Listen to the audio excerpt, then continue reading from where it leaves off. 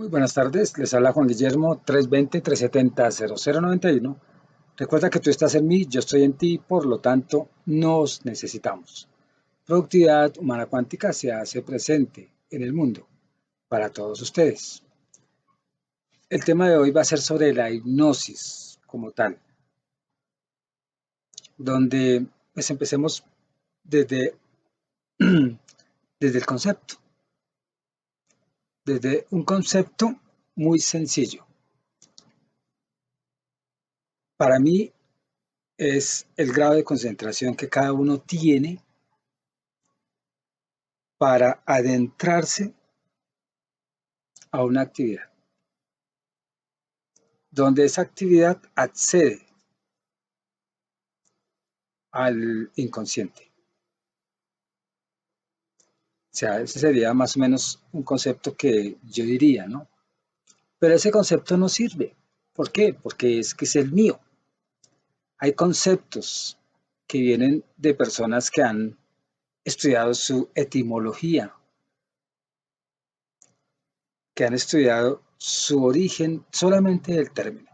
Y de ahí pues clasifican eh, los tipos de hipnosis, etcétera, etcétera. Entonces, lo que viene de las autoridades es lo que acepta el, el común, ¿no? Pero si tú tienes un concepto de hipnosis, es el tuyo y punto. O sea, no está mal, ¿cierto? Eh, el término como tal, que viene de un término griego, se refiere como adormecer, dormir, himno, ¿no? Donde uno entra en un estado que genera sueño consciente. ¿Sueño consciente qué es? Ahorita que yo estoy hablando aquí, que tengo los ojos abiertos, pues para mí es consciente, ¿no? Pero en últimas estamos muy inconscientes. Entonces, cuando uno entra en un estado de hipnosis, ya habla la conciencia. Y ahí es donde nosotros en ese sueño, dirigido por otro, por un terapeuta, por un psicólogo, por un hipnoterapeuta, alguien que tenga habilidades aún sin ser de estas especialidades, de llevar a la gente al inconsciente, a inducirla por sugestión o por cualquier técnica a la somnolencia y al recuerdo, pues eso es hipnosis como tal, ¿no? Pero recordemos que la hipnosis de una u otra manera tiene sus conceptos también de acuerdo a, por ejemplo, a la psicología, porque el efecto como tal de cualquier concepto debe de ser el mismo, que es cambiar la conducta, los pensamientos, las creencias de personas sin obligar. Y eso se cambia yendo al inconsciente. ¿A través de qué? De técnica de hipnosis. Pero entonces uno dice, ¿qué es la hipnosis? Ya teniendo en cuenta solo su parte etimológica, que es como entrar en un estado de somnolencia. ¿Qué es en psicología la hipnosis como tal? ¿Qué podríamos decir de esto? Donde los psicólogos trabajan constantemente conceptos, constantemente contenidos. Y está uno sujeto a libros, ¿cierto? Que de una u otra manera pues uno está actualizándose. La hipnosis como tal en la parte de la ciencia, psicología, es una herramienta, más no es la terapia. O sea, por ejemplo, yo digo, en mis trabajos yo digo hipnosis terapéutica. O sea que en últimas estoy utilizando a través de una terapia la técnica de hipnosis. que de una u otra manera nos permite, lo que decía ahorita, ir o acceder a ese inconsciente que es más consciente que este que llamamos consciente, que es el que está hablando ahorita. Y ya metiéndome yo en conceptos o en lo que yo entiendo, este que está hablando es más inconsciente que el llamado inconsciente. Y es más consciente el inconsciente, todo eso que está oculto en nosotros, es más consciente porque es el que comanda el caballo y este comanda estos cuerpos que este consciente. Entonces, en sí, la terapia no es la hipnosis, no es la hipnosis, esa es la técnica. ¿Para qué? Para uno empezar aquí a través de unos pacientes, aún no solamente pacientes, porque también se trabaja en grupos, charlas terapéuticas,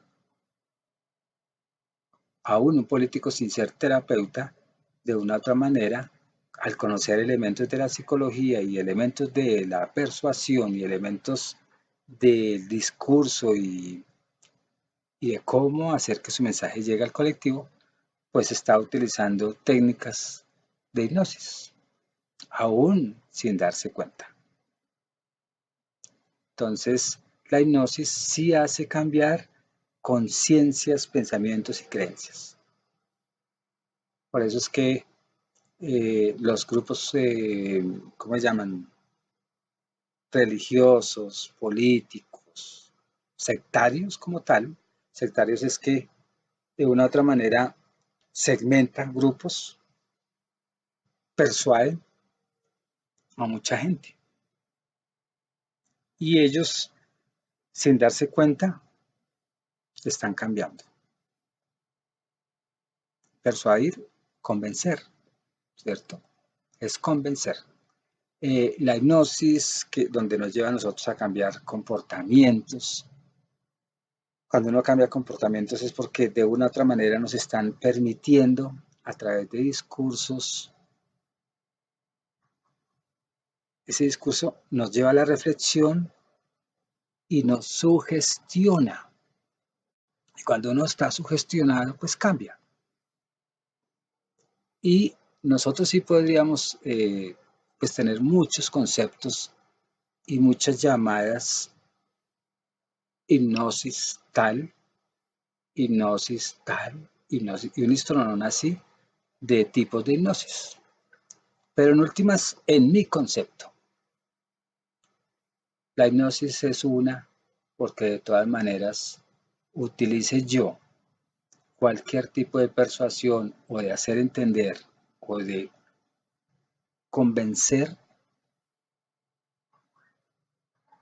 cualquier tipo, el resultado va a ser el mismo, que las personas cambien, que las personas tengan nuevas actitudes, buenas actitudes o malas, a través de unos procesos mentales.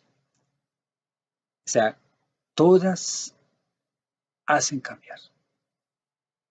Todas las hipnosis cambian al ser en muchas cosas de pensamiento.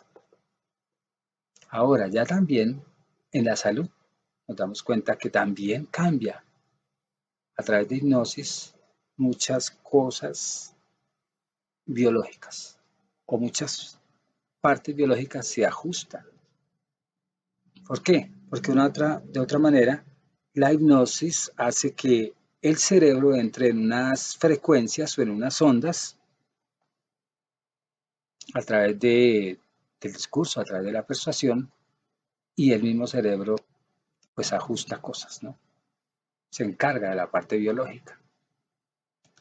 Ahora, hablemos de tipos de hipnosis que para mí en últimas hay una sola hipnosis.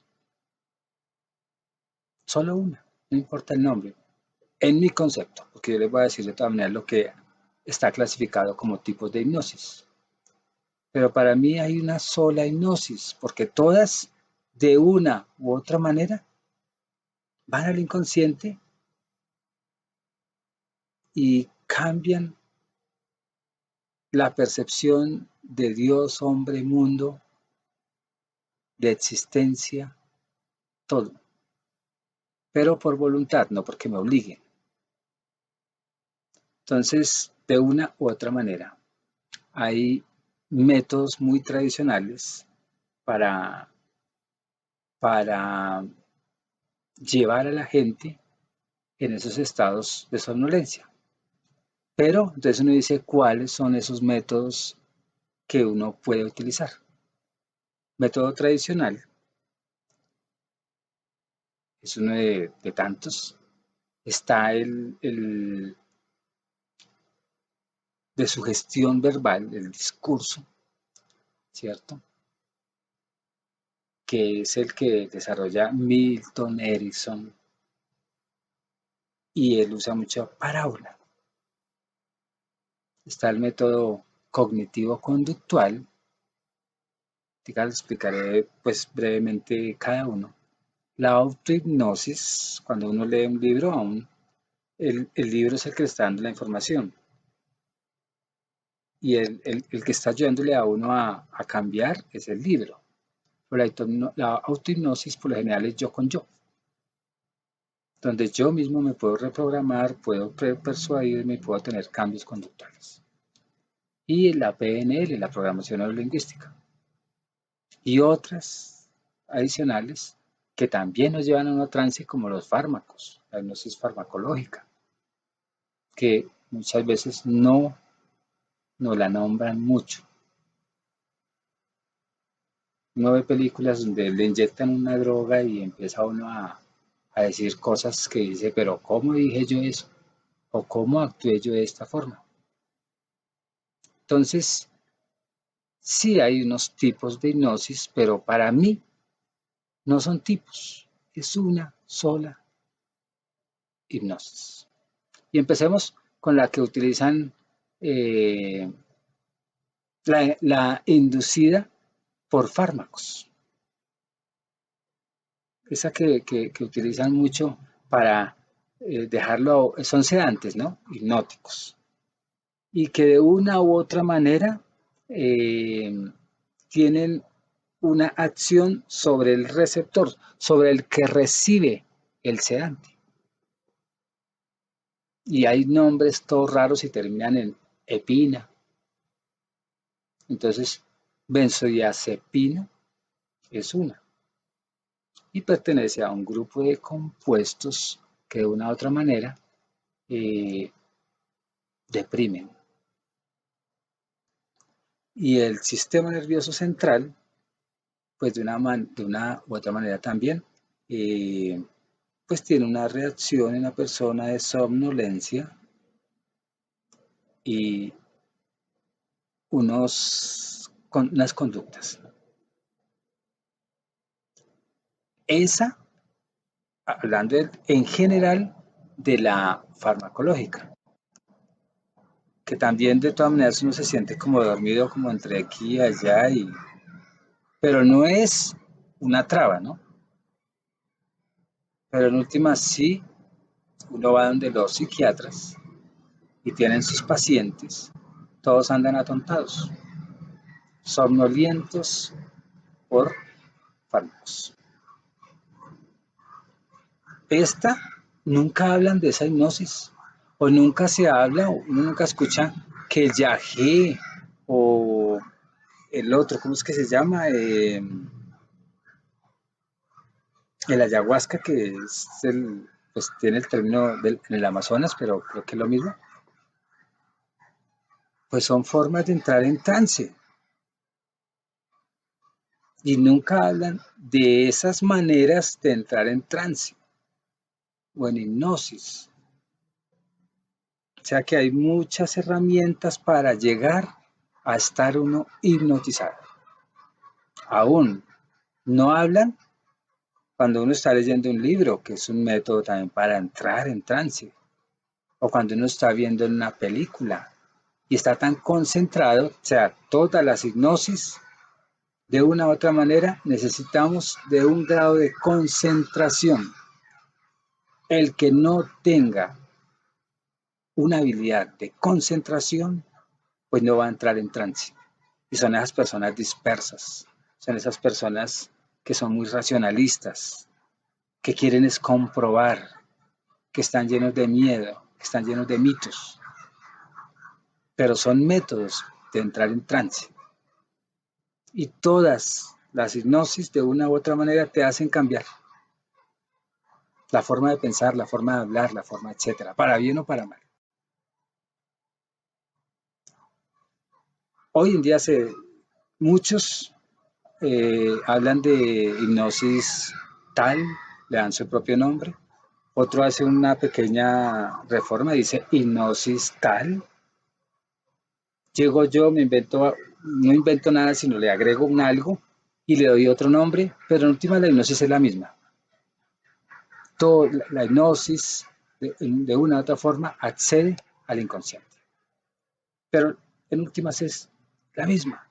Pero uno ve y escucha ya 50 tipos de hipnosis. No, la hipnosis es la misma. Es como decir que el ingeniero puede tener muchos campos de acción y puede tener variedades, pero es ingeniero y punto.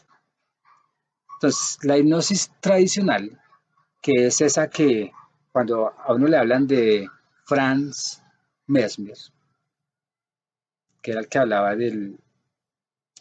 utilizaba imanes, esa es la primera que tiene registro, si pudiéramos, no, registro no, porque uno va donde los griegos y uno va y busca las pitonisas y va donde los egipcios y busca sus médicos y usaban la hipnosis. Pero ya desde que empieza digamos así, la ilustración o empieza como que las ciencias empiezan como que a, a segmentarse como especialidades. La hipnosis aparece por allá en el finales del siglo XVIII y no es considerada ciencia, pero empezó a darse con Mesmer. Y ellos pues dicen o proponen que es un sistema que uno en estado de hipnosis, si pudiéramos decir, el sistema nervioso pues empieza a tener unas respuestas. Y a través de ideas disociativas psicológicas, pues empieza uno a hacer esos cambios. Sí, y hasta no es absurdo, es verdad. De acuerdo a cómo uno quiera ver lo que Mesmer nos quiso decir y nos quiso o quiso practicar. Y esa hipnosis tradicional tiene una inducción que los lleva a uno a un trance, el mesmerismo, ¿no?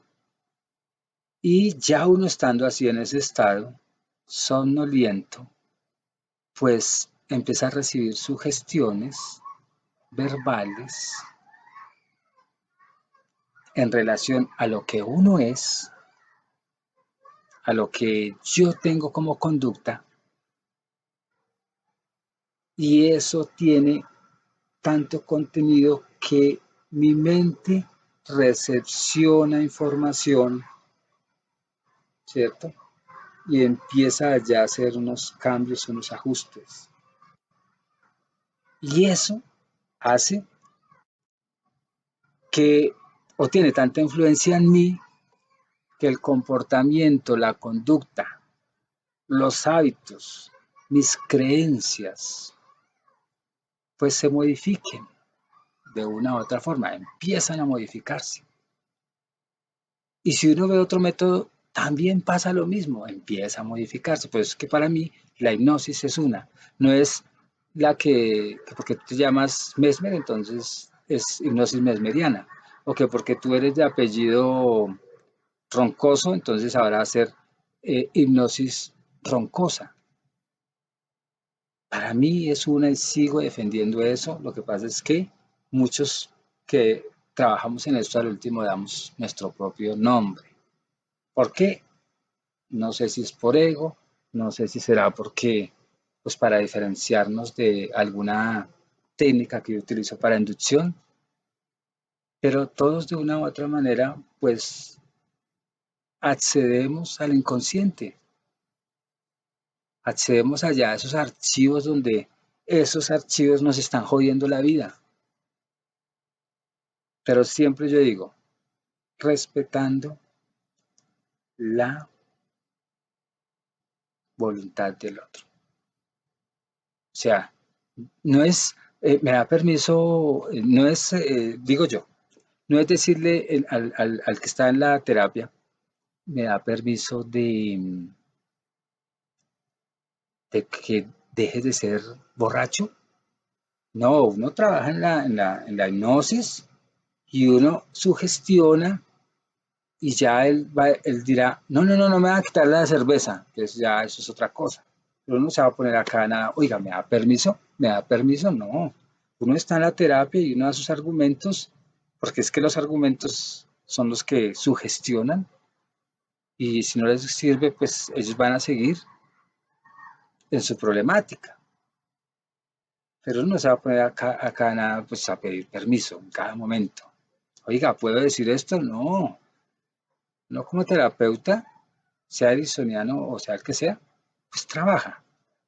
Entonces, Mesmer utiliza la sugestión verbal y él habla que hay un magnetismo animal y utiliza imanes y está el carajo y sí llegan a trance.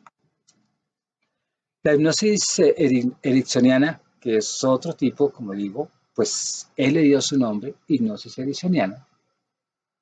Milton Erickson, pues es un psicólogo que de Estados Unidos que como que impulsó la hipnosis, la impulsó y aunque si vamos a ver a Freud, pues, también de todas maneras él habló mucho sobre estados de hipnosis y el psicoanálisis, mejor dicho. Entonces, Erickson, en la psicoterapia, él empieza como a utilizar lenguaje, de todas maneras, lo utiliza y usa metáforas. ¿Cómo es? Parábolas, parábolas. Usan parábolas, así como cuando uno escucha a Jesús y dice la parábola del árbol, la parábola de la siembra, etcétera. Entonces, uno puede inventar sus propias parábolas, no quiere decir que tengan que ser las de Jesús, pero en su método, eh, él le da como otro toque a, pues a la hipnosis anterior, otro toque. Y él, de una u otra manera, eh, pues era tan efectivo también que en un momento muy corto, hacía su inducción y las personas entraban en trance. Pero Erickson, para decir Erickson, tengamos en cuenta esa palabra, parábolas. Utiliza muchas parábolas. Y en esas parábolas que son muy creativas, conocidas o desconocidas, la persona entra en esa reflexión. Yo sí siempre he dicho que cuando hay reflexión, sale un resultado. Y en ese resultado es cuando uno empieza a cambiar la conducta. Pero no todos, ¿cierto? No todos eh, pueden llegar a unos buenos resultados de una sesión terapéutica. Porque gana su voluntad, no lo que haga uno como hipnólogo o como terapeuta o como psicólogo, no. Gana lo que él quiera recibir por voluntad. Entonces, Esta hipnosis erisoniana, eh, para muchos escépticos, pues no es válida, ¿cierto? Como cualquier técnica que la gente descubra para cualquier ciencia, pues para muchos tendrá sus oponentes, ¿cierto? Muchos dicen que esos procedimientos no son válidos, pero en últimas sí se comprueba que esta hipnosis de Edison eh, funciona. Y de pronto no para todos, porque cada uno acepta o no acepta, como el matrimonio. Y Edison no se limita y utiliza mucha PNL. Utiliza mucho el discurso. O sea que él utiliza lo que la historia le dejó para, para ejercer esa hipnosis, más el recurso de la palabra, con parábolas también, y eso lleva a que el cliente, el paciente, el consultante, como lo queramos llamar, pues en esa intervención hay unos cambios y yo digo, ¿por qué accedió al inconsciente? ¿Cierto? Entonces, eh, de una u otra manera, debe haber, eso es bueno lo que aporta Edison, que debe haber una buena relación entre el terapeuta y el cliente. Un rapport, una empatía. Porque cuando no hay empatía es como cuando nosotros nos mandaban al médico y veíamos esa aguja y ese señor agrio y nosotros le teníamos era miedo a los médicos o a los odontólogos. Entonces, cuando hay una buena relación entre terapeuta y paciente, cliente, consultante, amigo, como usted lo quiera llamar, pues ahí se generan muchos cambios, porque hay más confianza, porque hay más acogida, porque de una u otra manera se entiende a la persona que está ahí. Y es tan sistemática esa comunicación que empata. Y de una u otra manera, pues ayuda. La otra hipnosis, eh, dentro de esa clasificación, la cognitivo-conductual. Esta hipnosis, de una u otra manera, eh, habla de unos métodos que promueven en la persona cambios. Métodos, recordemos, métodos. O sea que cuando dice métodos es que hay unas formas como fijas que si se tienen que seguir pasos. Y cuando uno no sigue un paso, pues entonces el método puede caer. Hago desde la exégesis. Y en esos métodos eh, lo llevan a uno a la sugestión. Sugestión. O sea que cuando una persona amenaza a alguien, por ejemplo, esposos que están maltratando a sus esposas y las sugestionan y las torturan psicológicamente para que estén con ellos, pues de una u otra manera, ella también tiene cambios. O sea que ahorita yo me invento esto, o lo digo, equivocándome, claro está. Que cuando uno sugestiona a alguien para mal y ella le puede pasar lo del síndrome de Estocolmo que se enamora del que le hace mal, pues está hipnotizada a través de métodos que ni siquiera uno sabe cuáles son, pero son métodos. Pero la sugestión, de una u otra manera, es un elemento para que la gente entre en trance. Hay que sugestionar, ¿cierto? Y en esa sugestión tiene que ser muy persuasiva, convincente. En este método es obligatorio, dentro de esa metodología, que el cuerpo entre en estado de relajación física, ¿por qué no decir mental? También. Cuando uno dice cierra los ojos, etc. Y hace que la persona use mucha imaginación para desconectarse de esta realidad.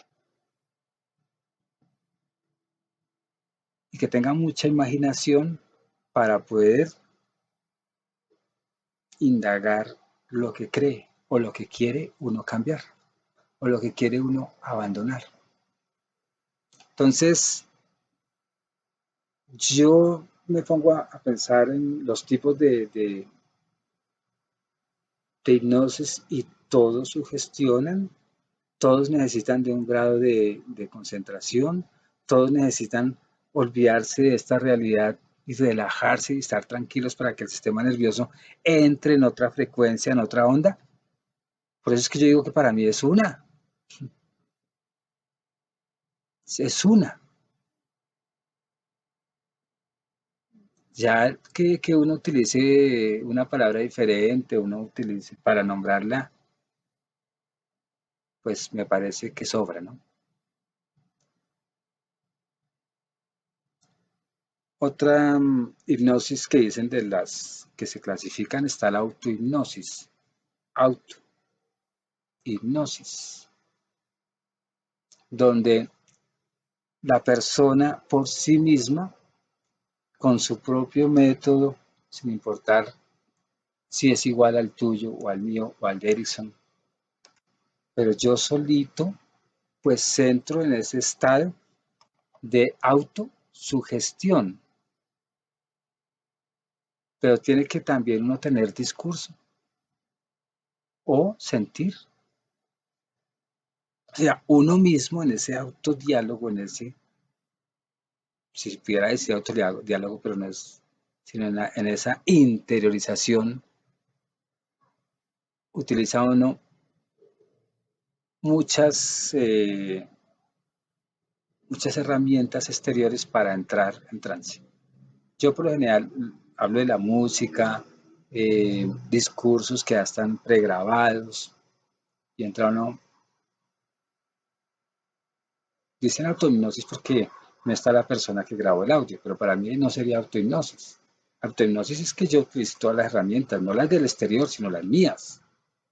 Pero la autohipnosis dice que escucha audios, que escucha música y que todas las herramientas me llevan al trance. Como no hay una persona, entonces sería auto, ¿no? Hay un aparato, hay un sonido exterior. Para mí eso no sería auto, porque de todas maneras el, el que emite el mensaje no viene de mí. Pero bueno, dejémoslo de esa manera, que el audio y todo lo que viene, pues sea autohipnosis porque no hay una persona mm, guiándome. Y eso hace que uno modifique su comportamiento y acceda a la conciencia.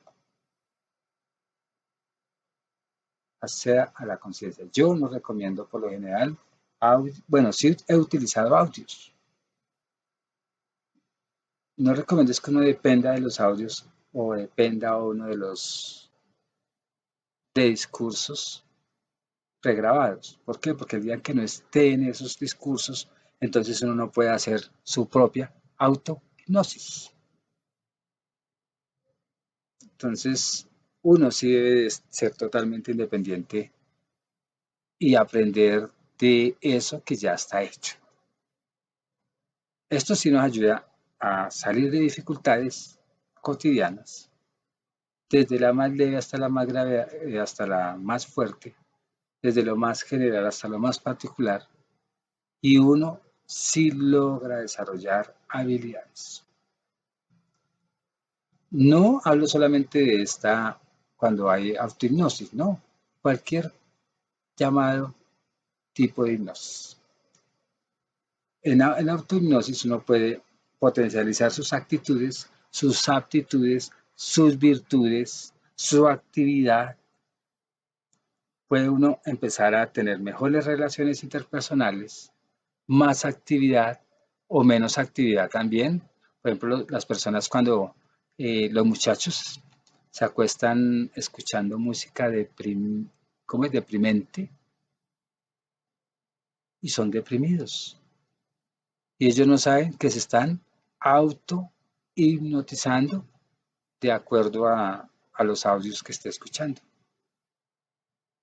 Si eso es auto, ¿no? Muchos aumentan el estrés de acuerdo a esa información, aún una película que es un audio con imágenes. Yo me acuesto viendo una película que genere conflicto en mí, novelas que lloran y lloran y me duermo. Claro que toda esa información viene aquí, todo ese mensaje y empieza de una u otra manera a crearme a mí malestar. Y es autohipnosis. Y puede uno desarrollar maneras de defender el tabaco, puede uno desarrollar la adicción, porque hay, hay ondas que alteran el sistema nervioso. Entonces, la autohipnosis no es solamente, no, autohipnosis todo positivo, no. También tiene su doble dirección. ¿Qué decir de la programación neurolingüística como un método también dentro de esas dentro de esas clasificaciones de hipnosis? Que recuerden, yo sigo diciendo que es solo una. Entonces, la programación neurolingüística, PNL, que se desarrolló con Richard Bandler y John Grinder, y ahí había uno que era matemático. Ellos como que estructuran, sacan unos métodos también y hacen que la persona, como todas las hipnosis, eh, entren en un estado de atención, no así de una, no, sino de atención, y eso mejora habilidades psicológicas y le permite a uno acceder a modelos de pensamiento. Y eso nos ayuda a estructurar. Así como alguien dice, la filosofía y la matemática, los que saben filosofía y matemática, estructuran su pensamiento.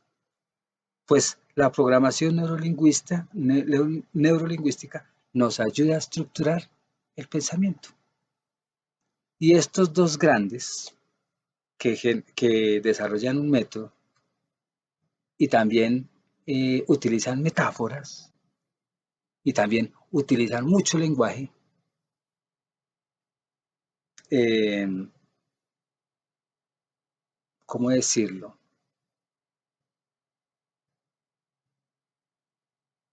Tienen sus seguidores y sus contrarios. Y como siempre, hay gente que está para criticar nomás.